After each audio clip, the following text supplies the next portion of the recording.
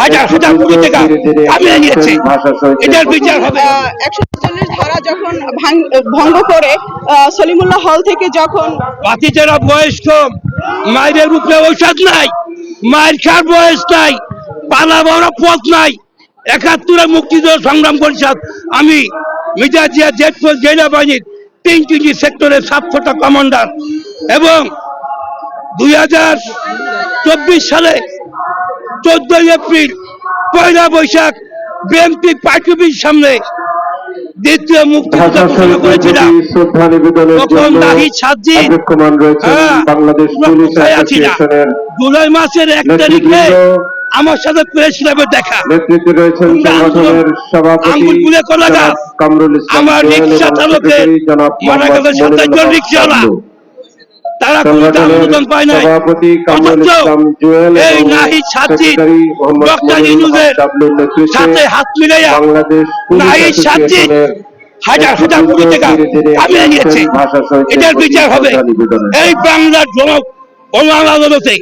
এবং আমার মুক্তিযোদ্ধার সন্তান, আমি জিয়া রহমান কমান্ডার তারেক রহমান সাহেব, আমার ভাতিজা হিসেবে তাকে বলতে চাই, এই বাংলার মাটিতে আওয়ামী লীগের দালাল 24-এ ফেসিবাদীর সাথে হাজার হাজার কোটি টাকা কামাই দিচ্ছে নাহিদ সাজ্জিদ, এনসিবি, এদেরও 24-এর গণ আদালতে, জনতার আদালতে এটার বিচার করতে হবে।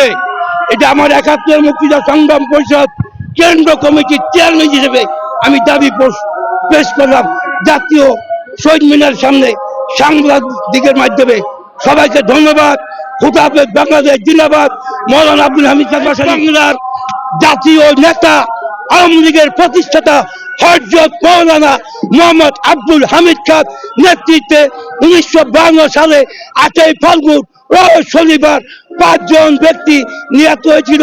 সেই 5 জনের নাম সালাম, রফিক, শফিক, জব্বার, মশিউর রহমান। এই 5 জন মানিকগঞ্জ সিঙ্গারের আপনার রফিক আমার এলাকায়। তাই বলতে চাই, বাইকটা করে লাভ নাই।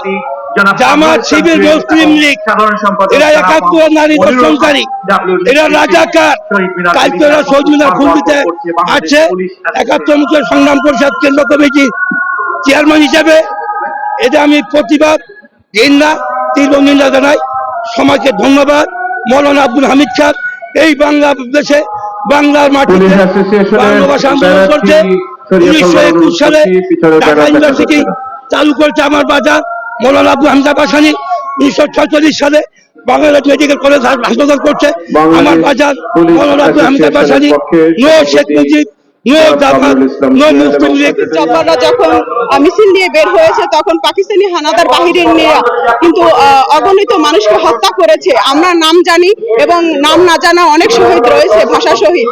তাদের অবদানে আজকে আমাদের এই 21শে ফেব্রুয়ারি আমরা পেয়েছি এবং আন্তর্জাতিকভাবে আমরা স্বীকৃতি পেয়েছি।